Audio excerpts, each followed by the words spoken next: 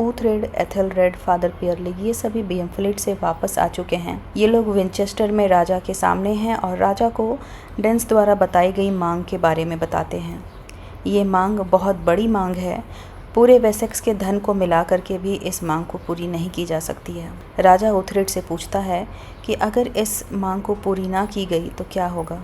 ऊथरेड बताता है मांग पूरी ना की जाने पर एथेलफ्लेट को अपमानित किया जाएगा, उसका रेप किया जाएगा और उसकी बोली भी लगाई जाएगी। राजा का कहना है कि एथेलफ्लेट को अपमानित करना पूरे वेसेक्स का अपमान होगा, इसलिए मैं किसी भी कीमत पर एथेलफ्लेट को ज़रूर छुड़ाऊंगा। लेकिन लॉर्ड ओडा राजा के इस डिसीजन से सहमत नहीं है। लेकिन राजा का कहना है कि मैं अपने वंशजों के लिए एक शर्मनाक इतिहास नहीं छोड़ना चाहता, जहां राज्य की राजकुमारी को बचाने के लिए राजा कुछ भी नहीं कर पाया। राजा के चले जाने के बाद लॉर्ड ओडा, जो काफ़ी ज़्यादा परेशान दिख रहे थे, ऊथरेड उन्हें समझाता है कि आपको जो कहना था आपने राजा से कह दिया, अब आपको कुछ भी करने की ज़रूरत नहीं है। ऊथरेड को इस बात का डर है कि लॉर्ड ओडा जल्दबाजी में कोई गलत स्टेप ना उठा ले। दूसरी तरफ एरिक एथेलफ्लेट के लिए कागज़ और स्याही का इंतजाम करता है। एथेलफ्लेट को एक पत्र लिखना है ऊथरेड के लिए। लास्ट एपिसोड में आप लोगों ने देखा था कि एथेलफ्लेट ने ऊथरेड को अपने और एरिक के बारे में सब कुछ बता दिया था और उससे मदद मांगी थी। एरिक को इस बात पे संदेह है कि ऊथरेड इतना बड़ा जोखिम लेकर, वो भी बिना किसी इनाम के, हमारी मदद क्यों करेगा। एथेलफ्लेट का कहना है कि ऊथरेड का यही स्वभाव है और वो हमारी मदद ज़रूर करेगा। हेस्टन, जो एरिक से काफ़ी ज़्यादा चिढ़ा हुआ है, वो एरिक के ही लोगों को उसके खिलाफ भड़काने की कोशिश करता है। सेड्रिक, जो अभी बीएमफ्लिट में है और सभी पर नज़र रखे हुए है, आपको याद होगा कि ऊथरेड ने सेड्रिक और रिपर को बीएमफ्लिट भेजा था सभी पर नज़र रखने के लिए। एरिक सेड्रिक के पास आता है और उससे कहता है कि ऊथरेड ने कहा है तुम पर भरोसा किया जा सकता है। वो सेड्रिक को एक पत्र देता है जो कि ऊथरेड को पहुंचाना है। ये पत्र एथेलफ्लेट द्वारा लिखा गया है। एरिक उसे बहुत सावधानी से ये पत्र ऊथरेड तक पहुंचाने के लिए कहता है। लॉर्ड ओडा एक बूढ़े आदमी के साथ राजा के लाइब्रेरी में पहुंचता है, जहां राजा अपने किसी काम में बिजी थे। यह आदमी वेसेक्स का ही एक निवासी है। इसके 2 भाई एथेडन के युद्ध में मारे गए हैं। इसकी बीवी और 2 बेटियों को डेंस उठाकर लेकर गए और अब वेसेक्स के सिपाही उसे परेशान कर रहे हैं कि वो अपने कमाई का 1/3 हिस्सा राजकोष में दे दे ताकि राजा की बेटी को छुड़ाया जा सके। ये सारी बातें लॉर्ड ओडा किंग अल्फ्रेड को बताते हैं। किंग अल्फ्रेड उस आदमी का एक सराय में रुकने और खाने पीने का इंतजाम कर देते हैं। उसके बाद वो लॉर्ड ओडा से पूछते हैं कि आखिर वो चाहते क्या हैं। लॉर्ड ओडा का मानना है कि डेंस की मांगे पूरी करने की जगह हम उनसे लड़ भी सकते हैं, लेकिन राजा का कहना है कि अगर हम उनसे लड़ेंगे तो वो एथेलफ्लेट को मार डालेंगे। लॉर्ड ओडा ने भी अपने बेटे और राज्य के बीच में राज्य को चुना था और यही सलाह वो राजा को भी देते हैं। अगर एथेलफ्लेट मर जाती है तो वो राज्य के लिए शहीद कहलाएगी। राजा को लॉर्ड ओडा की ये बात बिल्कुल पसंद नहीं आती। वो कहते हैं कि अब आपको रिटायर हो जाना चाहिए। लॉर्ड ओडा बहुत दुखी हो जाते हैं और वो कहते हैं कि ठीक है, फिर मेरा यहाँ रुकने का कोई मतलब नहीं है, मैं अपनी पत्नी के पास डेवनशायर चले जाता हूँ। लॉर्ड ओडा दुखी थे, उन्होंने काफ़ी ज़्यादा शराब पी रखी थी। तभी वहाँ ऊथरेड अपने लोगों के साथ पहुँचता है। लॉर्ड ओडा की ऐसी हालत देखकर वो उन्हें घर जाने के लिए कहता है, लेकिन उनको लड़खड़ाता हुआ देखकर वो खुद ही उन्हें उनके घर पहुंचाता है। नशे की हालत में लॉर्ड ओडा अपने डेवनशायर की सेना के बारे में बात कर रहे थे, जिसे वो किंग के खिलाफ खड़ा करना चाहते हैं। इससे पहले कि ऊथरेड और कुछ पूछ पाता, लॉर्ड ओडा बेहोश हो जाते हैं। वो ऑसवर्थ को रात में लॉर्ड ओडा के पास ही रुकने के लिए कहता है। सेड्रिक एरिक का पत्र लेकर ऊथरेड के पास पहुंचता है। इस पत्र में एरिक ने ऊथरेड से मदद मांगी है। इस पत्र के अनुसार एरिक ने एक जहाज और कुछ लोगों का इंतजाम कर लिया है। ऊथरेड को एक तय समय पर अपने लोगों के साथ नदी के रास्ते उस जहाज तक पहुंचना होगा और शिप गार्ड्स को मारकर एरिक और एथेलफ्लेट का इंतजार करना होगा। एरिक और एथेलफ्लेट वहां आएंगे और उस जहाज के माध्यम से वहां से भाग जाएंगे। इस तरह वेसेक्स भी बच जाएगा। फादर पियरली कहीं जाने की तैयारी में हैं। ऊथरेड के पूछने पर वो बताते हैं कि राजा के आदेशानुसार वो लॉर्ड ओडा के साथ डेवनशायर जा रहे हैं ताकि उनकी जासूसी कर सके। ऊथरेड लॉर्ड ओडा से नशे में कही गई बात के बारे में पूछता है। लॉर्ड ओडा कहते हैं कि मैं बहुत नशे में था, मुझे कुछ भी याद नहीं है।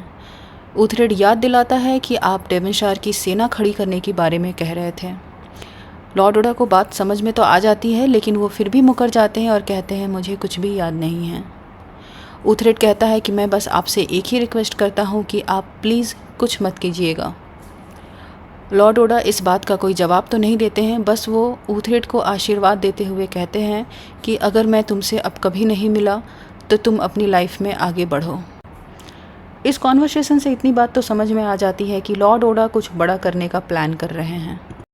एरिक एथेलफ्लेड से मिलने उसके कमरे की तरफ जाता है, लेकिन उसका कमरा खुला हुआ था और वहाँ एथेलफ्लेड मौजूद नहीं थी।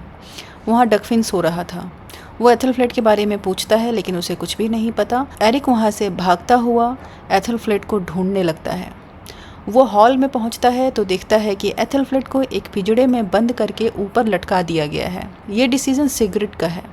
उसका कहना है कि एथेलफ्लेड सबकी संपत्ति है, इसलिए सबके नज़रों के सामने होनी चाहिए और सब उस पर नज़र रखेंगे और उसकी रक्षा करेंगे। हम हेस्टन को सिगरेट के आसपास मंडराते हुए देखते हैं। इसका सीधा सा यही मतलब है कि उसने ही सिगरेट के कान भरे हैं ताकि वो एरिक से बदला ले सके। फादर पियरली लॉर्ड ओडा डेवनशायर की तरफ निकल चुके हैं। रास्ते में उन्हें एक बड़ी सी सेना दिखती है। फाइनली लॉर्ड ओडा बताते हैं कि ये डेवनशायर की सेना है और मैं इन्हें लेकर वेसेक्स को बचाने के लिए दुश्मनों से लड़ने जा रहा हूँ। फादर पियरली उन्हें समझाने की कोशिश करते हैं कि वो जो कर रहे हैं वो गलत है।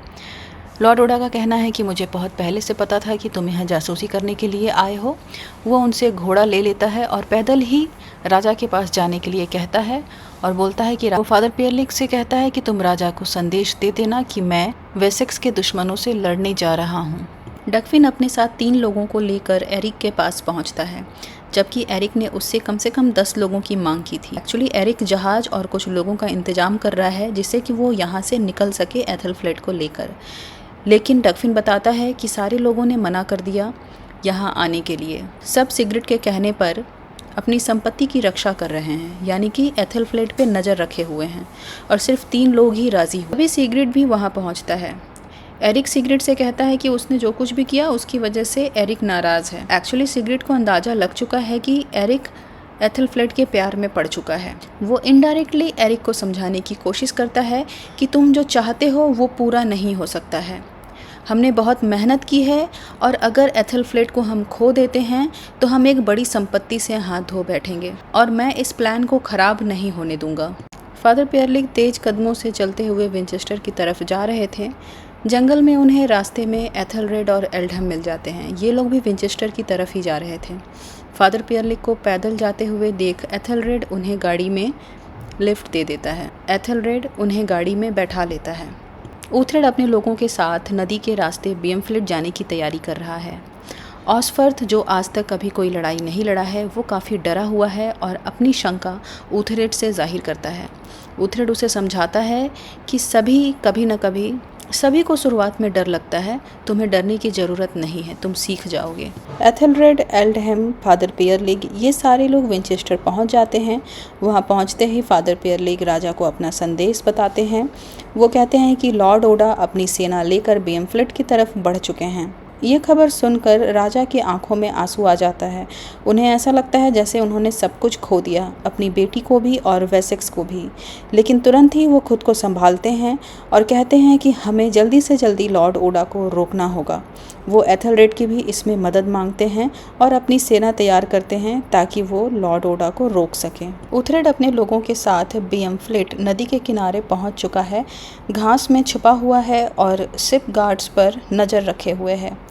जहां 8 या 10 गार्ड्स होने चाहिए थे, वहां लगभग 20 गार्ड्स हैं। सीट्रिक बताता है कि यहाँ कभी भी 10 से ज़्यादा गार्ड्स नहीं थे। ये पहली बार होगा कि यहाँ 20 गार्ड्स हैं। दूसरी तरफ एरिक एक लड़की को खींचता हुआ सभी के सामने लाता है और चिल्ला कर ये अनाउंस करता है कि यह मेरी बंदी है, कोई भी इसे हाथ नहीं लगाएगा। वो जानबूझकर ऐसा कर रहा है ताकि सभी को ऐसा लगे कि वो एथेलफ्लेड के साथ बस टाइम पास कर रहा था। वो सिगरेट से कहता है कि मैं भटक गया था, मुझे बहुत पहले ही एथेलफ्लेड को पिंजड़े में बंद करके लटका देना चाहिए था, लेकिन अब मेरी आंखें खुल गई है। 2 दिनों के बाद धन आने वाला है और हम आज रात में जश्न मनाएंगे। उसकी बातें सुनकर सिगरेट के साथ सारे डेंस काफ़ी खुश हो जाते हैं और जश्न मनाते हैं। इस शोरगुल के बीच में वही लड़की धीरे से एथलफ्लाइट के पास पहुंचती है और उसे कहती है कि आज की रात आपको बचाया जाएगा, आप विश्वास रखें। अंधेरा होने पर ऊथरेड और उसके लोग गार्ड्स के ऊपर अटैक कर देते हैं। दोनों दलों के बीच में लड़ाई स्टार्ट हो जाती है। वहीं ऑसफर्थ, जिसने कभी कोई लड़ाई नहीं लड़ी है, ज़्यादा तलवार नहीं चलाई है, वो किसी से लड़ नहीं पा रहा था। उसे काफ़ी घबराहट हो रही थी, इसलिए वो एक पहले से मरे हुए गार्ड पर अपनी तलवार चलाने लगा। ऊथरेड उसे ऐसा करता हुआ देख लेता है और उससे काफ़ी डांट लगाता है और कहता है कि ये तलवार चलाने का सही तरीका नहीं है। अगर तुम्हें लड़ना नहीं आता है तो लड़ना सीखो, और अगर तुम नहीं लड़ सकते हो तो चले जाओ मठ में और बन जाओ पादरी। ऊथरेड और उसके साथी मिलकर सारे गार्ड्स को मार गिराते हैं और एरिक के कहे अनुसार वो वहीं बैठकर उनका इंतज़ार कर रहे हैं, यानी एरिक और एथलफ्लेट का। लेकिन दोनों में से कोई भी वहाँ नहीं पहुँचता है। ऊथरेड को शक होता है कि ज़रूर कुछ गड़बड़ है। वो डिसाइड करता है कि वो किले के अंदर जाएगा। बाकी लोगों को ये डिसीजन बेवकूफ़ी भरा लगता है क्योंकि इनकी संख्या बहुत कम है। ऊथरेड और उसके लोग किले के अंदर घुस जाते हैं। सारे डेंस हॉल में जश्न मना रहे हैं। सेट्रिक धीरे से हॉल के अंदर जाता है। एरिक की नज़र सेट्रिक पे पड़ जाती है।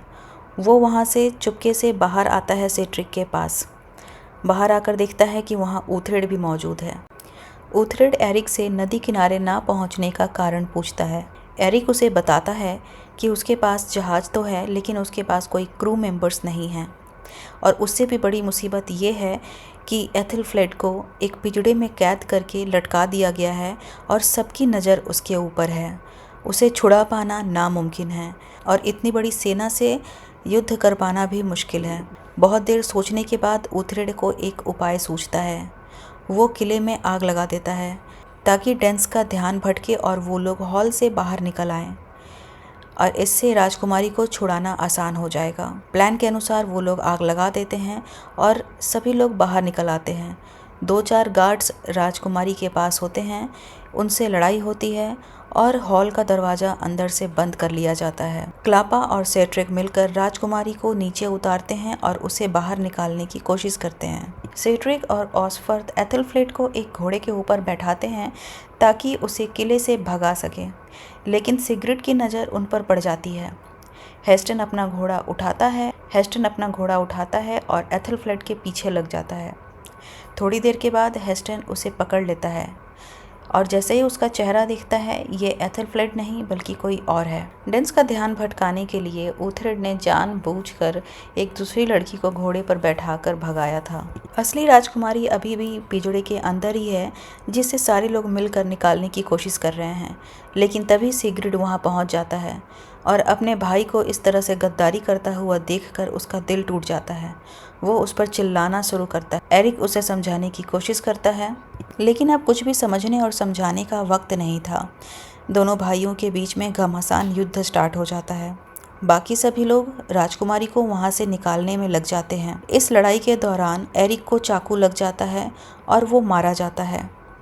हम देखते हैं कि जब एरिक मर रहा होता है, सिगरेट उसके हाथ में तलवार पकड़ाता है। इस सीरीज़ के दौरान हमने देखा है कि डेंस का ऐसा रिवाज है कि जब भी कोई योद्धा मर रहा हो, उसके हाथ में तलवार पकड़ा दी जाती है ताकि उसे मरने के बाद स्वर्ग नसीब हो। ये सब कुछ एथलफ्लेट भी अपनी आंखों से देखती है।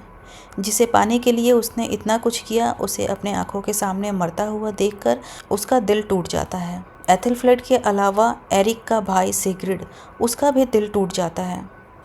उसे लगता है कि अब सब कुछ ख़त्म हो चुका है।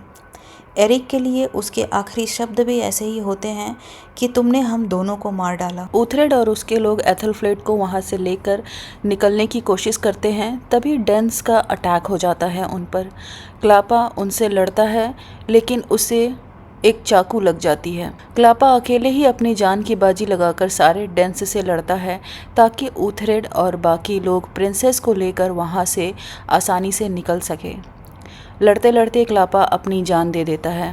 ऊथरेड, उसके लोग और एथलफ्लेट घोड़े पर सवार होकर किले से बाहर निकल जाते हैं, लेकिन सिगफ्रिड उन्हें देख लेता है और उनका पीछा करता है अपनी सेना के साथ। दूसरी तरफ किंग अल्फ्रेड अपनी सेना के साथ ओडा तक पहुंच जाते हैं। ओडा अपनी सेना के साथ में दुश्मन पर अटैक करने के लिए पूरी तरह से तैयार था। किंग अल्फ्रेड को वहाँ देखकर लॉर्ड ओडा उनसे कहते हैं कि आप आ गए हमारी मदद करने के लिए। किंग अल्फ्रेड ओडा से मिलते ही सबसे पहला प्रश्न पूछते हैं कि उन्होंने ऐसा क्यों किया, उन्होंने राजा के आदेश की नाफरमानी क्यों की। इससे पहले कि ओडा कुछ भी जवाब दे पाता, उनकी नज़र पड़ती है पास में ही लगे आग पर।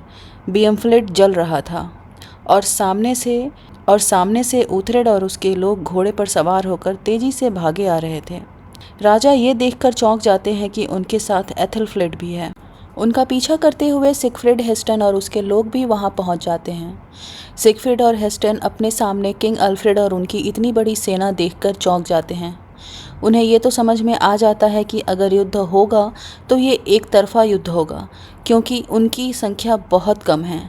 लेकिन सिगफ्रिड अभी बदले की आग में जल रहा था और वो युद्ध के लिए तैयार था। ऊथरेड राजा को बताता है कि एरिक की मौत हो चुकी है और सिगफ्रिड बिल्कुल भी समझौते के मूड में नहीं है। वो अटैक करेगा और हमें भी तैयारी कर लेनी चाहिए युद्ध की। सिगफ्रिड के आदेश पर उसकी सेना आक्रमण करने के लिए तेजी से आगे बढ़ती है। डेंस को तेजी से अपनी तरफ आते देख राजा भी अपनी सेना को आदेश देता है सुरक्षा शील्ड बना लेने के लिए। ये सब कुछ इतना जल्दी होता है कि सुरक्षा शील्ड बनाने में थोड़ा वक्त लग जाता है। अभी सुरक्षा शील्ड पूरी तरह से बना भी नहीं था कि सिगफ्रिड अटैक करता हुआ अंदर घुस जाता है और इन सब में ऊथरेड को चोट लग जाती है। सिगफ्रिड का इरादा ऊथरेड को मारने का था। वो सीधा ऊथरेड पर अटैक करता है। घायल होने की वजह से ऊथरेड ठीक से अपना बचाव नहीं कर पा रहा था और सिगफ्रिड से लड़ नहीं पा रहा था। सिगफ्रिड ऊथरेड को मारने ही वाला होता है कि एथलफ्लेट पीछे से आती है और एक तलवार सिगफ्रिड के सीने के आर पार कर देती। ये सिगफ्रिड के मरते ही ये युद्ध खत्म हो जाता है। डेंस हार जाते हैं। युद्ध समाप्त हो चुका है। सारे लोग विंचेस्टर में हैं। ऊथरेड भी अभी विंचेस्टर में ही है। एथलफ्लेट ऊथरेड से मिलने आती है और उसे थैंक यू बोलती है, उसने जो कुछ भी उसके लिए किया। उसके बाद वो बताती है कि वो प्रेग्नेंट है और ये बच्चा एरिक का है। वो उससे एक वादा मांगती है। वो कहती है कि भविष्य में हो सकता है कि मुझे फिर से तुम्हारी ज़रूरत पड़ेगी। तुम मुझे प्रॉमिस करो कि मुझे जब भी ज़रूरत होगी तुम ज़रूर वहाँ मौजूद होगे। ऊथरेड उसे प्रॉमिस कर देता है। एथलफ्लेट से मिलने के बाद ऊथरेड किंग अल्फ्रेड से भी मिलता है। किंग अल्फ्रेड भी ऊथरेड को थैंक यू करते हैं और साथ ही ये भी कहते हैं कि जैसे तुम्हें आदत लग चुकी है वेसेक्स को बचाने की। किंग अल्फ्रेड ऊथरेड को अपने वचन से भी मुक्त कर देते हैं। हम एथलवल्ड को अपने हाथों में कुछ छुपाकर जाते हुए देखते हैं। वो लॉर्ड ओडा के पास जाता है जो कि एक कारागार में बंद है। वो सामान लॉर्ड ओडा को पकड़ाकर एथलवल्ड वहाँ से चला जाता है। लॉर्ड ओडा ने राजा के खिलाफ जाकर जो कुछ भी किया था उसकी वजह से उन्हें फांसी की सज़ा दी गई है। एथलवल्ड से उन्होंने एक चाकू मंगवाया था। फांसी पे चढ़ने की जगह वो आत्महत्या करना ज़्यादा पसंद करेंगे। जेल के अंदर ही वो चाकू खुद को मारकर अपनी जान दे देते हैं। एरिक और सिगफ्रिड के मारे जाने के बाद हेस्टन अब बीएमफ्लेट पर राज कर रहा है। दूसरी तरफ एथलफ्लेट एथलरेड के साथ मर्सिया की तरफ रवाना हो चुकी है। ऊथरेड भी अपनी पत्नी और अपने लोगों के साथ कोकम की तरफ रवाना हो जाता है। और इसी के साथ ये एपिसोड यहीं समाप्त हो जाता है। आपको ये वीडियो कैसा लगा, मेरा एक्सप्लेनेशन आपको कैसा लगा, कहीं कुछ गलती हो गई हो या कुछ छूट गया हो तो आप लोग कमेंट बॉक्स में ज़रूर बताना। और वीडियो पसंद आया हो तो प्लीज़ लाइक कर देना, चैनल को सब्सक्राइब कर देना। मैं बहुत जल्दी इसके नेक्स्ट एपिसोड के साथ मिलती हूँ। Till then bye bye.